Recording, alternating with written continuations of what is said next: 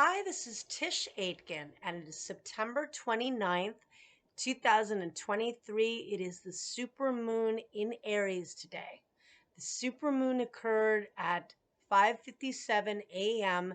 Eastern Daylight Time at 6 degrees of the cardinal fire sign of Aries. Full moons are usually very emotional. People often don't sleep well. This was a super moon, meaning that very close to the earth, and the third super moon in a row, and it officially enters eclipse season. We begin eclipse season. Although, again, I feel we've already been feeling the undertone of the eclipses. But the last lunation, meaning today's full moon, now sets off the eclipses. So 2 weeks before, we're going to have an annual solar eclipse in Libra on October 14th, and we're going to have a lunar eclipse on October 28th at 5 degrees of Taurus. So we're in eclipse season, and Venus rules the sign of Libra. It also rules the sign of Taurus, actually. And Venus has been in the sign of Leo since the beginning of June. It retrograded on July 22nd at the royal fixed star known as Regulus. That is the heart of the lion, that is the king maker and the queen maker within all of us. And it is associated with famous people because a lot of people in prominence have Regulus somewhere in their charts, a lot of entertainers and performers, but all of us have this regal, celebrity part of ourselves. Each of us is a star, right? So it's been a very tough time. And at one point, we had two personal planets retrograde. Mercury retrogrades 3 to 4 times a year for approximately 3 weeks. So we have to deal with it. And sometimes it's not that perceptible, and sometimes it is. This round, it most likely was for you. It definitely was for me because Mercury retrograded in Virgo, which it rules. So it loves being in Virgo. It's very much the communicator, and it's very much about getting work done and analyzing things and getting organized. And it can really get, disarrayed when that happens, when Mercury retrogrades in its dignity. But you had Venus retrograde, and Venus was retrograde from July 22nd through September 3rd.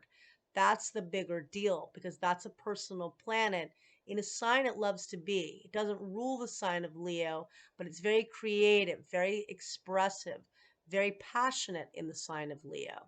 And for all of us, I think we were gypped a little bit of the opportunity to really resonate completely with that. Some people that have strong points in Regulus in their charts, whether it's their sun or their ascendant or I don't know, Venus or Mercury. I'm sure some have had a really great opportunity to connect to that. But we had Pluto square the nodes of fate 3 times in the sky, and that was all in the month of July. They're still clashing in the sky. Pluto stations in October during eclipse season at 27 degrees and 52 minutes of the cardinal earth sign of Capricorn. We feel the buildup 5 days before and 5 days after.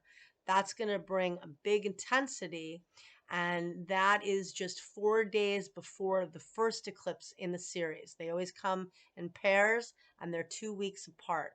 There will be a partial solar eclipse at 21 degrees and 6 minutes of the cardinal air sign of Libra.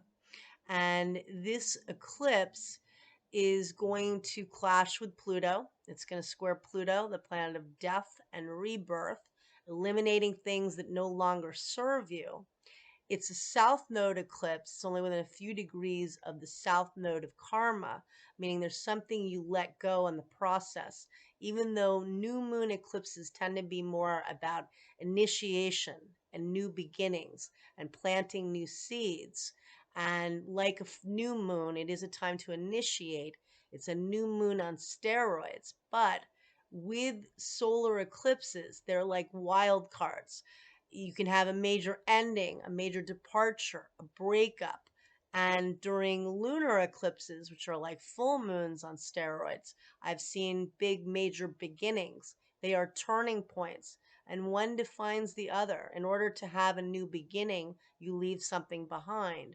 In order to end something, well, you're, I guess, starting a new chapter as well. And so this is going to be a very powerful time. The solar eclipse in Libra is ruled by Venus. Venus clears its shadow finally on October 7th, meaning it clears the degree at which it's stationed retrograde on July 22nd, and it leaves the sign of Leo altogether on October 8th. And then it transits in the sign of Leo, where it's technically in its fall position. Not as fun of a placement, very meticulous and a bit critical. However, it's good for fine tuning things, for getting very detailed if you're launching something new. Because I know I can only speak for myself in this, but as exciting as I thought the summer had, for all of us with Venus and Leo and the royal fixed star, Venus retrograding right at that point, the Venus star point, which we still should continue to celebrate. That was on August 20th when Venus met up with the Sun at 20 degrees of Leo, initiating a new 8-year story of what you want to magnetize in your life, what gives you value, what gives you something of fulfillment. And I think with this solar eclipse in Libra is about partnerships very much. And it is in conjunct Neptune. Neptune is at 25 degrees of Pisces. And it is right now, yeah, it's in conjunct, meaning they are 150 degrees apart from the sign of Libra, from this new moon. So there is a need for adjustment. And the other thing I find interesting, so Pluto, is the planet of intensity and power, and it is the cosmic compost. It eliminates things that no longer serve us. It can bring big change, also big new beginnings. I want to reemphasize that there can be major beginnings, certainly with the solar eclipse. It's just very pressured energy. There's a sense of intensity, and that is definitely emphasized by Pluto's station. And then Mars, which is the planet of action, enters the sign of Scorpio on, I believe it's on October 12th. And it'll be there through, now I forgot when it's going to be there through, but it's going to be there a little while. And that is Mars rules Scorpio in ancient astrology. It's good for moving ahead, but people can be very fierce with Mars and Scorpio. I had it once described like a dog going after a bone. It's relentless when Mars is in Scorpio. The good news, though, is it is in its dignity. Right now, it's in Libra, where it is technically in its detriment. So that will help us, but bring a fiery tone. You can expect a lot of relationship themes occurring in this season, in this eclipse season, because again, we are now in the Libra Aries eclipses. The nodes of fate changed signs on July 17th and entered the Aries Libra axis. The north node is where you want to go towards, and it's transiting in the sign of Aries through the end of December of 2025.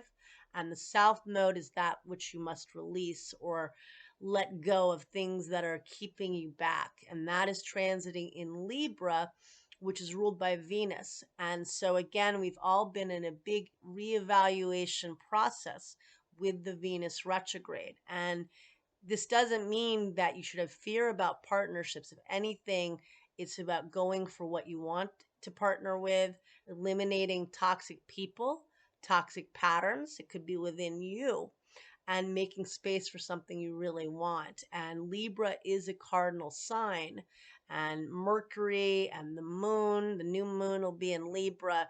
That is cardinal action oriented energy, going for what you want. Venus clears its shadow, will have cleared its shadow by then. Mercury clears its shadow tomorrow on the 30th. So we have the two personal planets now out of their retrograde, they're out of their shadow. And so it is about moving ahead.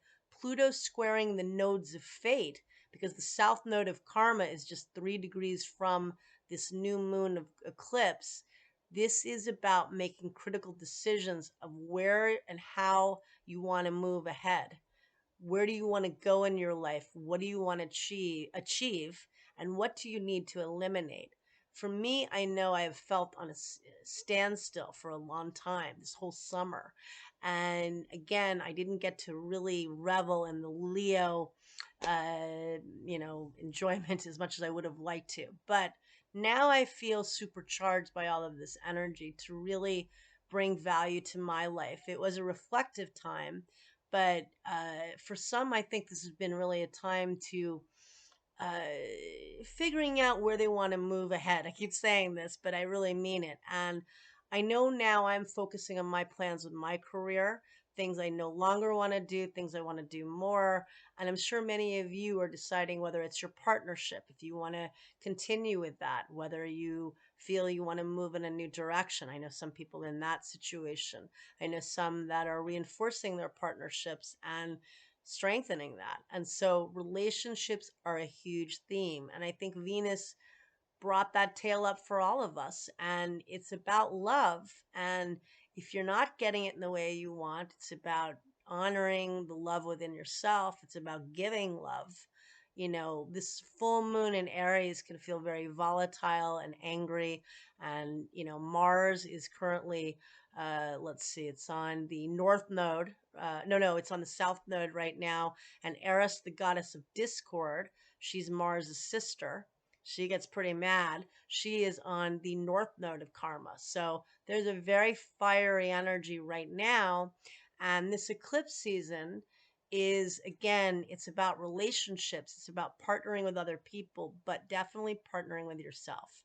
So that's important. And somebody said something yesterday, it's good to be kind to yourself. And I agree. You have to take care of yourself in order to take care of other people. And with Saturn and Pisces, that's the other big theme to me, is that Saturn returns to the very first degree of Pisces on November 4th, and it stations it goes to zero before that. It stations on November 4th. But this gives us all a chance to redo Saturn and Pisces, which really is working together on the collective. We cannot be further alienated. Well, we can. Pluto re-enters Aquarius next January. There could be the threat of that. So it's all the more important that we focus on mental health, addiction, alienation, and anxiety, because that is critical with Saturn and Pisces through February 15th of 2025. And it's a big mission of mine to really focus on that, be of service, help others, but also focusing on my dreams, focusing on your dreams. We cannot let go of our dreams. This is a time to be creative. We may have to fight and work for that. And this summer, I have felt the least creative I have in years, but that is shifting, and I hope it is for you. And I wish you all a lot of luck. I am offering my reading special through October 14th. It's a $67 hour Zoom or phone reading, which I record and send afterwards. It's a big time for all. And again, I'm recharged, so it's a good time to get a reading. And I wish you all a lot of luck. Thank you.